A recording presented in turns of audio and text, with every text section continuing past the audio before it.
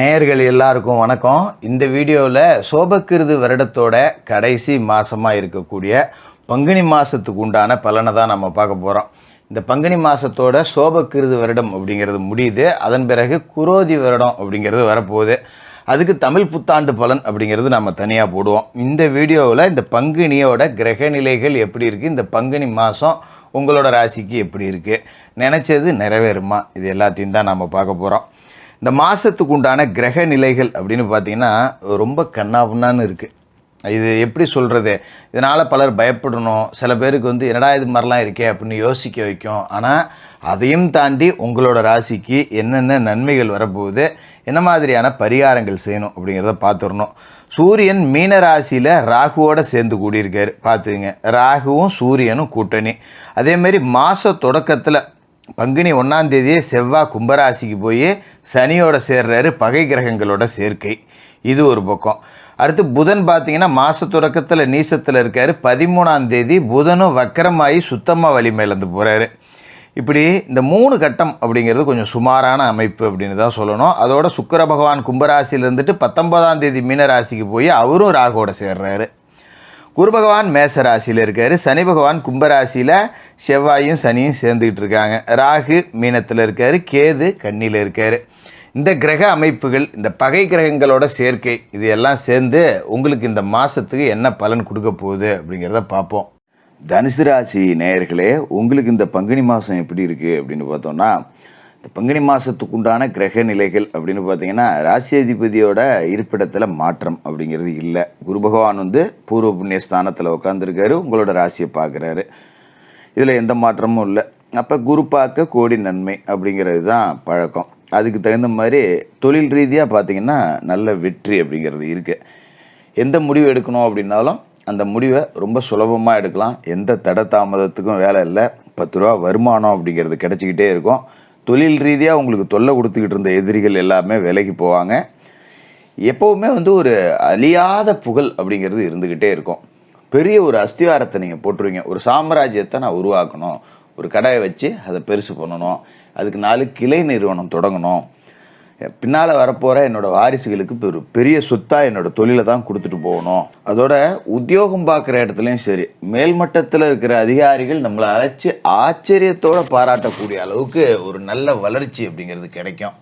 ஆஃபீஸில் எந்த ஒரு முக்கியமான விஷயம் அப்படின்னாலும் உங்ககிட்ட அதை மேல்மட்ட அதிகாரிகள் பகிர்ந்துவாங்க. இது மாதிரி ஒரு பிரச்சனை இருக்குப்பா, இதை என்ன பண்ணலாம், ஏது பண்ணலாம், ஏதாவது யோசிச்சு சொல்லலாம் அப்படிங்கிற மாதிரி. அப்போ உங்களுக்கான முழு மரியாதை அப்படிங்கிறது கிடைக்குதுன்னு அர்த்தம். உங்கள் மேலே அதிகபட்ச நம்பிக்கை அப்படிங்கிறது வச்சுருக்காங்க அப்படின்னு தான் அர்த்தம். அதை சரியாக பயன்படுத்திக்கிட்டு நீங்கள் கொஞ்சம் சிரமம் பார்க்காம, சொந்த வேலைகளுக்காக அடிக்கடி விடுப்பெல்லாம் போடாமல் நல்ல வேலை செஞ்சீங்க அப்படின்னா ஒரு உச்சத்தை அடையக்கூடிய கிரக அமைப்பு அப்படிங்கிறது இந்த மாதத்தில் இருக்குது. ஒரு பெரிய பதவி உயர்வு கூட நீங்கள் எதிர்பார்க்கலாம். அதே நேரத்தில் பார்த்தீங்கன்னா உங்களோட ராசிக்கு 3ஆவது வீட்டில் சனி பகவான் இருக்கார். அவரோட மாதம் தொடங்கி முதல் நாள்லேயே போய் செவ்வாய் சேர்றாரு. இந்த பகை கிரக கூட்டணி அப்படிங்கிறது இருக்குது. ராசிக்கு 5க்கும் 12க்கும் அதிபதியான செவ்வாய் இப்போ சனியோட சேர்றாரு. அதாவது விரையாதிபதி தனாதிபதியோட சேர போகிறாரு. அப்போ விரயம் ஒரு பக்கம் அதிகமாகிட்டு இருக்கும். அதே நேரத்தில் அதுக்குண்டான காசு அப்படிங்கிறது வந்துகிட்டு இருக்கும். 10 ரூபா திடீர் செலவு அப்படிங்கிறது வந்தாலும் அதை செலவு பண்ணி சமாளிக்கக்கூடிய அளவுக்கு வருமானம் அப்படிங்கிறதும் வந்துடும். கொஞ்சம் மற்றவர்களை நம்பி முழுசாக எதுலேயும் இறங்கக்கூடாது. நமக்கு ஒரு விஷயம் தெரியும் அப்படின்னா தான் அதை செய்யணும். இல்லை நான் இன்னொருத்தன் பார்த்துக்கிறேன்னு சொன்னான், போனேன்னு சொன்னான், அப்படிலாம் இறங்கக்கூடாது. உதாரணமாக இப்போ ஒரு தொழில் தொடங்குறேன் அப்படின்னா உங்களுக்கு தெரிஞ்ச தொழிலை மட்டும் தொடங்குங்க. ஆள் போட்டு பார்த்துக்கலாம், நம்ம அப்படியே மெயின்டைன் பண்ணிக்கிட்டு இருக்கலாம் அப்படின்னா ஆட்கள் சரியாக அமையாமல் அது பிரச்சனைகளை கொடுக்கும். சில இழப்புகள் விரயங்களையும் சந்திக்கிற மாதிரி இருக்கும். அதனால் கூடுமான வரைக்கும் மற்றவர்களை நம்பி எந்த வேலையுமே செய்யாதீங்க. அதுமாரி மனக்குழப்பம் அப்படிங்கிறது இருக்கும். ஒரு வெளியூருக்கு போகலாமா, இல்லை ட்ரான்ஸ்ஃபர் ஒன்று வாங்கிட்டு போகலாமா, இல்லை இங்கேயே ஓட்டிடலாமா அப்படின்னு. ஏன்னா இப்போ அலுவலகத்திலே பார்த்தீங்கன்னா ஒரு ட்ரான்ஸ்ஃபர் போடுறேன், அங்கே போனால் இவ்வளோ சம்பளம் கூட தரேன் அப்படிங்கிற மாதிரிலாம் சொல்லுவாங்க. நம்ம வருமானத்துக்கும் ஆசைப்பட்டுட்டு போகணுன்னு மனசு சொல்லும். இங்கே எங்கடா பிள்ளைங்கள்லாம் படிச்சுக்கிட்டு பள்ளிக்கூடலாம் மாற்றிக்கிட்டு தெரியறதா அப்படிங்கிற மாதிரி மனசும் சொல்லும்.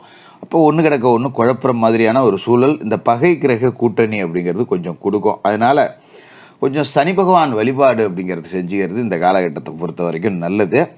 சில பேருக்கு தொலைதூரத்துக்கு மாறுதல் கிடைக்கும். அது வேறு வழி இல்லை, ஏற்றுக்கிட்டு தான் ஆகணும். என்ன பண்ணுறது, ஒரு கொஞ்சம் நாளைக்கு ஓட்டுவோம் அப்படிங்கிற மனப்பக்குவத்துக்கு வந்துட்டிங்கன்னா அதுவே பழகிடும் பிற்காலத்தில். அது மாதிரி மாதம் தொடங்கி 13ஆம் தேதி மீன ராசியில் ஏற்கனவே நீசத்தில் இருக்கிற புதன் வக்கரம் அடைகிறாரு. ஏற்கனவே நீசம், 13க்கு பிறகு வக்கரம். இது உங்களுக்கு நல்லது தான். ஏன்னா கேந்திராதிபத்திய தோஷம் பெற்ற ஒரு கிரகம் தான் புதன். அப்போ அப்படிப்பட்ட புதன் வக்கரகதி அடையும் போது வீட்டில் மங்கள நிகழ்ச்சிகள் நடக்கிறதுக்கான சாத்தியங்கள் உருவாகும். பார்த்திங்கன்னா திடீர்னு வீட்டில் இல்லை குடும்ப உறுப்பினர்கள் யாருக்காவது வரன் டக்குன்னு அமைஞ்சிரும். பல நாளாக வரன் தேடி இருந்திருப்போம். அண்ணனுக்கோ அக்காவுக்கோ தங்கச்சிக்கோ இல்லை உங்களுக்கோ வரன் தேடிக்கிட்டு இருந்திருப்போம். இல்லை பிள்ளைகளுக்கு வரன் பார்த்துக்கிட்டு இருந்திருப்பீங்க, அமைஞ்சிருக்காது. இப்படி அமையாத வரன் டக்குன்னு அமைஞ்சிரும். திடீர்னு ஒரு மங்கள நிகழ்ச்சி நடக்கும். இல்லைன்னா திடீர்னு ஒரு திருப்பதிக்கு போகிறேன் அப்படின்னு சொல்லிட்டு எங்கேயாவது ஆன்மீக தலங்களுக்கு யாத்திரைக்கு கிளம்பி போவீங்க. மணி விழா மனவிழான்னு ஏதோ ஒரு ரூபத்தில் வீட்டில் சொந்த நெருக்கமான சொந்த பந்தத்தில் சுப நிகழ்ச்சிகள் அப்படிங்கிறது நடக்கும். கொஞ்சம் பயணங்கள் அப்படிங்கிறது செஞ்சாலும் உறவுகளோடு கூடி நேரத்தை அதிகமாக செலவு பண்ணுவீங்க. அப்படிங்கிறதால ரொம்ப ஒரு உற்சாகத்தோடு தான் இருப்பீங்க. ரொம்ப நாளாக ஆச்சுரா இந்த உங்களெல்லாம் பார்த்து இவ்வளோ நாள் சந்தோஷமாக இருந்தேன். அந்த காலகட்டத்தில் நாங்கள்லாம் சின்ன பிள்ளையில அவ்வளோவுக்கு ஒன்று கூடி விளாடுவோம். இப்போலாம் அவங்கவுங்க குடும்பம் புள்ள ஊட்டி வேலைன்னு ஆளுக்கு ஒரு ஊருக்கு போயிட்டோம். இப்போ தான் எல்லாம் ஒன்று சேர்ந்தோம். அப்படிங்கிற மாதிரி இந்த பிரிஞ்சிருந்த சொந்தம்லாம் கூடி ஒரு 2 நாள் சந்தோஷமாக இருக்கக்கூடிய அமைப்பு அப்படிங்கிறது இந்த 13ஆம் தேதிக்கு பிறகு கிடைக்கும்.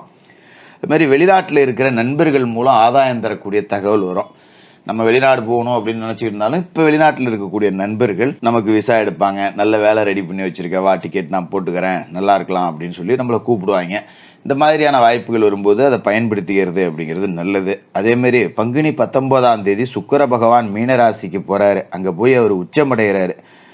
ஏற்கனவே அங்கே புதன் இருக்காரு. அப்படிங்கிறதால புத சுக்கிர யோகம் அப்படிங்கிறது உருவாக போகுது. 6க்கும் 11க்கும் அதிபதியான சுக்கிரன் உச்சமடைகிறாரு. அப்படிங்கும்போது எதிர்பார்த்த பதவி உயர்வுகள் கிடைக்கும். ஏன்னா 11க்கு அதிபதி உச்சம் அப்படிங்கிறப்ப லாபஸ்தானம் வலுவடையுது.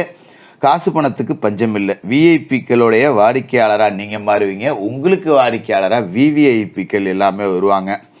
அது மாதிரி கடனெல்லாம் அடைச்சி போடலாம். 6க்கு அதிபதி உச்சமடைகிறப்ப பகை தீரும், கடன் எல்லாமே அடையும். நண்பர்கள் நல்ல ஆரோக்கியமான ஒரு நட்பை உங்களுக்கு கொடுப்பாங்க. நல்ல உதவிகள் அப்படிங்கிறதையும் செய்வாங்க. பொது வாழ்க்கையில் இருக்கிறவங்களுக்கு புது பொறுப்புகள் கிடைக்கும்.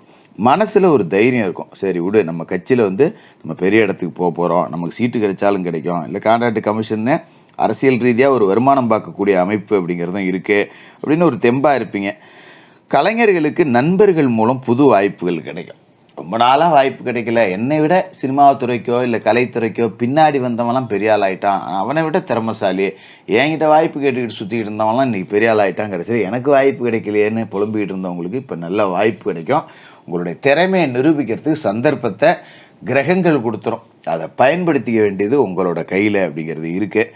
விவசாயத்தை பொறுத்த வரைக்கும் செவ்வாய் பகை வீட்டில் இருக்கார். அப்படிங்கிறதால கூடுமான வரைக்கும் புது முயற்சி எடுக்க வேண்டியதில்லை. இது தனுசு ராசிக்காரர்களுக்கு மட்டும் இல்லை, 12 ராசிக்காரர்களுக்குமே பொருந்தும். விவசாயத்தில் என்ன செய்கிறீங்களோ அப்படியே செஞ்சிட்ருங்க. இப்போ புது முயற்சி எதுவும் எடுக்க வேண்டாம். இல்லைன்னா ஒரு 10 நாளைக்கு விவசாயம் பார்க்காம காஞ்சி போய் கிடந்தாலும் கிடக்கட்டும், அதை பற்றி ஒன்றும் தப்பு கிடையாது. ஏதோ ஆடு மாடை வளர்த்தமா மேய்ச்சமாக போனோமோ அந்தமான இருந்துக்கலாம். புது முயற்சி எடுத்து அதால் நாம் நட்டத்தை சந்திக்க வேண்டியதில்லை, கவனமாக இருந்துக்கணும்.